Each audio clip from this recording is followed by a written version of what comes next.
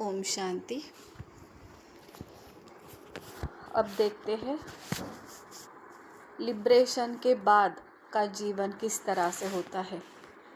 आत्मा जो part play करते करते अपने आप को भूल जाती है और जो रोल मिला है उस आइडेंटिटी से अपनी पहचान बना लेती है, और जब परमात्मा संगम युग पर आते हैं आत्मा को अपनी रियलिटी का ज्ञान समझाते हैं।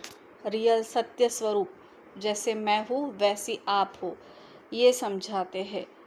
तब आत्मा का जो आत्मा माया माइंड में फंसी है, मन में फंसी है, तो वो मन के बंधन थे सारे। आत्मा को किसी ने नहीं बांधा था। मन ने जो पुराने स्वभाव संस्कार क्रिएट किए थे उससे सारे बंधन थे। उससे आत्मा मुक्त होने लगती है, और जैसे ही उससे मुक्त होने लगती है तो जीवन वही रहता है, लेकिन उसके देखने का ढंग बदल जाता है। यहाँ पर जैसे कि जैसी दृष्टि वैसी सृष्टि, नज़र बदलो नज़ारे बदल जाएंगे। तो बाबा हमारी यहाँ सिर्फ नज़र बदलाते हैं। जैसे नज़र हमारी पहले होती है कि ये, जैसे मेरे केस में ये मैंने कॉस्ट्यूम पहना है, इससे रिलेटेड जो कहानी मिली है ये सत्य लगती थी। इससे रिलेटेड अहंकार था, मैं तनुजा, मैं ये, मैं वो, इससे जो मिला है ये सारा मेरा। तो ये सारा देखने का ढंग था। तो उससे बंधन क्रिएट होते थे। कहानी में नियंत्रण रखना, रजिस्ट करना, फाइट करना, अपनी बातों को मनवाना, वो रोल कॉन्शियस था।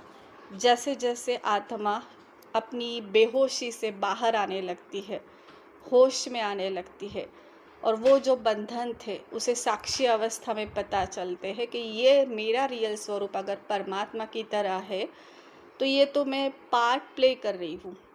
और पार्ट से रिलेटेड जो पुराने स्वभाव संस्कार थे ये मन के आधार से क्रिएशन हुई है।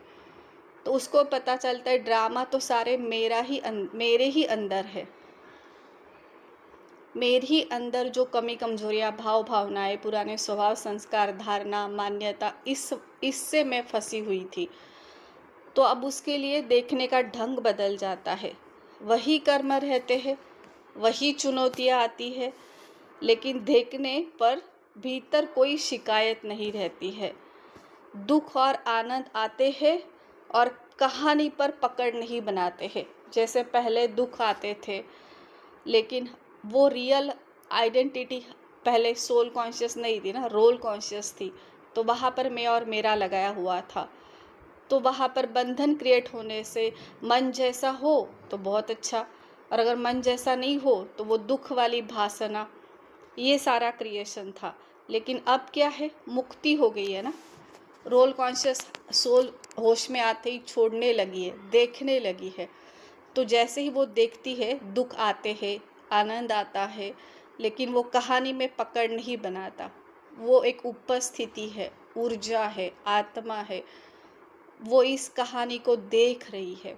अनुभव है, अनुभव चेंज हो रहे हैं, लेकिन उसका सत्य स्वरूप जो है वो निरंतर अखंड वो देख रहा है।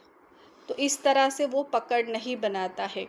अब हर अनुभव की लहर आती है और चली जाती है। पहले हर अनुभव से पहचान बनाई जाती थी।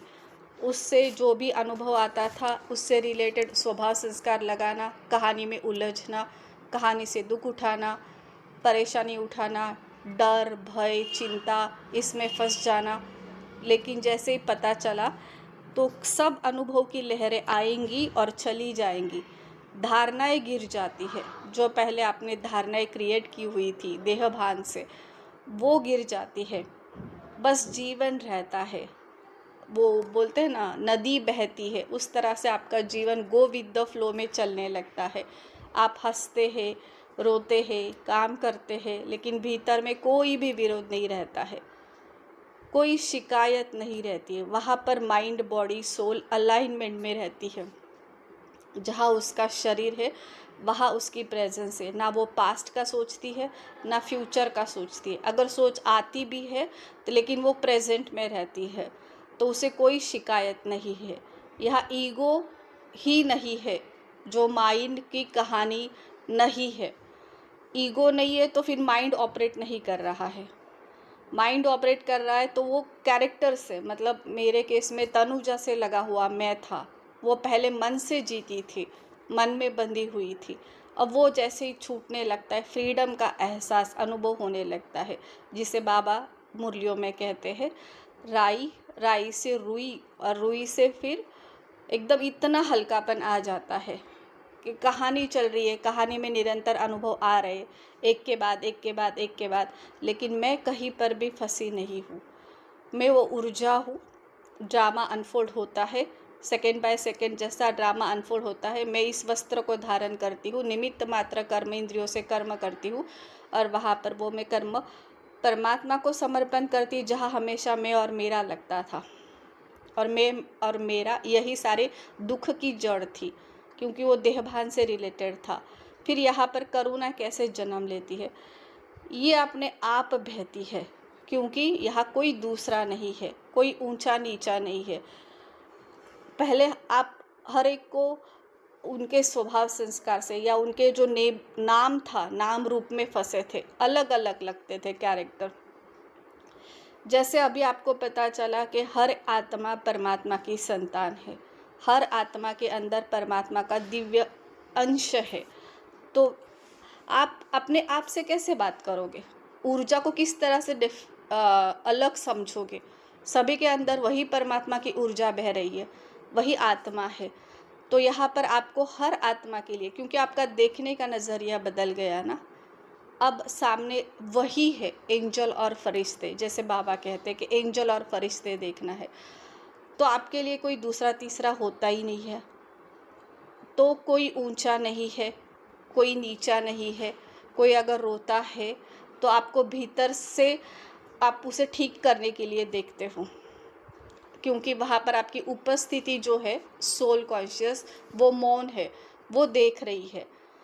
इस अवस्था में लोगों को आपके साथ बैठना अच्छा लगता है, आपसे बात करनी अच्छी लगती है, क्योंकि आप रोल कॉन्शियस से यहाँ पर ऑपरेट नहीं कर रहे हो। यहाँ आपके अंदर से आपके प्योर वाइब्रेशंस बनते जाते हैं, आपके अंदर से वो प्यूरिटी लोगों को अट्रैक्ट करने लगती है, क्योंकि उनको अपनापन लगता है।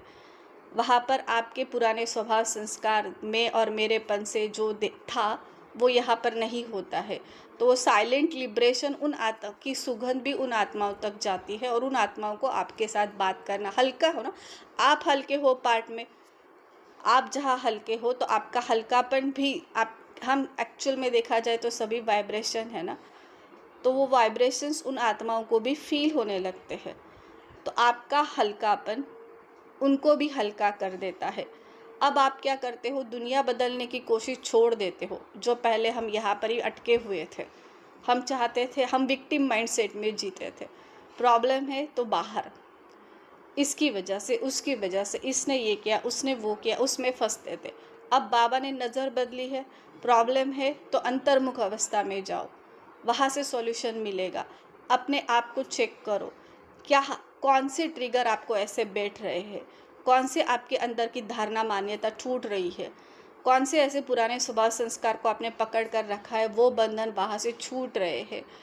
तो पहले जो दुनिया बदलने के लिए आप बाह्य मुक्ता में जीते थे, परमात्मा वही दृष्टि आपकी अंतर्मुक्ता की ओर लेकर जाते हैं।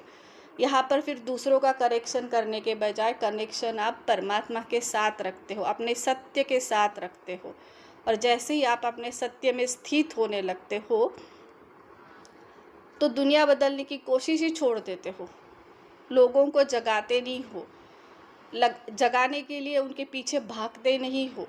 शब्द निकलते हैं, आप सहायता भी करते हो, मार्ग भी दिखाते हो, लेकिन आप वहाँ पर फंसते नहीं हो।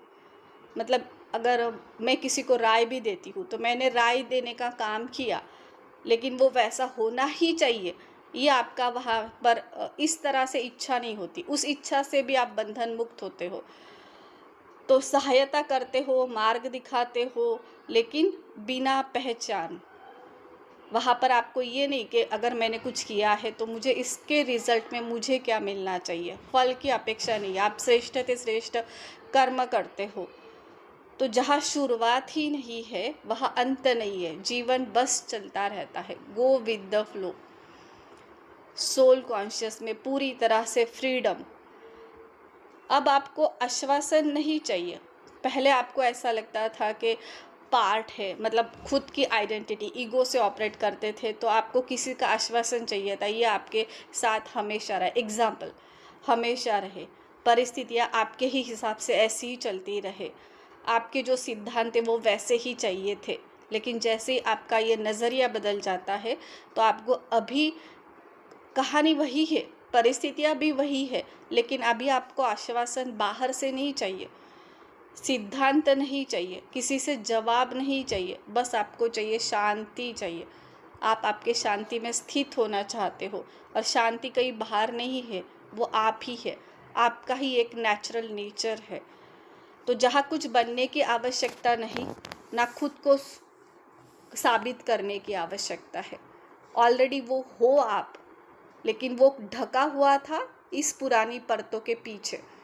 वही सत्य जब जागृति में आता है, पहले जो मूर्छित था बाबा उसे सुरजित करते हैं, और जो ऐसे ही बाबा अब साक्षी होकर दिखाते हैं कि ये तेरा ट्रू सत्य है, ये ट्रू नेचर है, और जो देख तूने कैसे कैसी परतें अपने आप को देहभान से ऑपरेट किया था, तो जैसे ही वो हटने लगती है तो आप वहाँ पर किसी को भी कुछ साबित करने के लिए बचता नहीं है, खुद को बचाने की कोशिश नहीं रहती, ये सब गिर जाती है। पुरानी धारणा, मान्यता, पुराने स्वभाव, संस्कार, बचता है सिर्फ आपका सोल कॉन्शियस सत्य।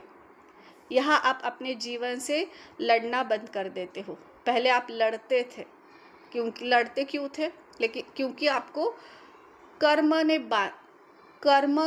और फिर कर्म से रिलेटेड आपको जो चाहना थी, इच्छाएं थी, उस वहाँ पर रिजल्ट कॉन्शियस थे, उसने बांधा था। तब आप जीवन के साथ नहीं बहते थे, जीवन से आप फाइट करते थे। तो ड्रामा क्या करता है, जब तक आप वो लेसन नहीं सीखते हो, अलग अलग तरीके से वही सिचुएशंस आपके सामने लाएगा, और आपको वो लेसन सीखना होगा कि एज इट इज़ स्वीकार करो, एक्सेप्टेंस पावर में आओ, और अपने अंतर्मुखता की अवस्था में रहकर उस वहाँ पर सॉल्यूशन ढूंढो। तो जब आप जीवन के साथ फाइट नहीं करते हो, जीवन के साथ बहना शुरू कर देते हो, तब आप खाली नहीं रहते हो, सामान्य नहीं रहते हो, भरपूर अवस्था है, सोल अपने आप में भरपूर है, परिपूर्ण है। उसे कहानी से ना कुछ उसके अंदर डाला जा सकता है, ना उसके अंदर से कुछ निकाल कर बाहर निकाला जा सकता है। वो अपने आप में इंडिपेंडेंट, डिपेंडेंट नहीं है कहानी पर, उसका अस्तित्व कहानी से कुछ भी, कहानी के सारे अनुभवों को सिर्फ यहाँ पर वो एंजॉय करने आई थी। तो जब उसे ये भीतर से ही स्थिरता आने लगती है, तो जो बोझ थे उसके ही नेचुरल स्वरूप पर जो सारे बोझ थे पुराने स्वभाव संस्कार के, वो जो अहंकार था वो समाप्त होने लगता है, और वही आत्मा, सोल कॉन्शियस की दिव्यता, जो उसके अंदर परमात्मा का दिव्य अंश है, वो दिव्यता प्रकट होने लगती है। साक्षी होना मतलब क्या है? दुख को देखना, दुख आ रहा है, पुराने स्वभाव संस्कार निकल कर आ रहे, पार्ट में भी दुख है, लेकिन आपको पता चलता है कि दुख है, लेकिन आप वहाँ पर डूबते नहीं हो। आप क्रोध देख रहे हो, लेकिन उस क्रोध को किस तरह से टैकल करना है, शांति वाली अवस्था से आप क्रोध को किस तरह से टैकल कर सकते हो, और जहाँ आपको फर्मली डिसीजन लेना है वहाँ पर आप फर्मली डिसीजन लेकर उसे छोड़ देते हो। जब आपको ये पता चलता है कि तुम शरीर नहीं हो, ना तुम ये भूमिका हो, ना कोई कहानी है, तुम सिर्फ एक दिव्य चेतना हो, दिव्य परमात्मा का अंश हो।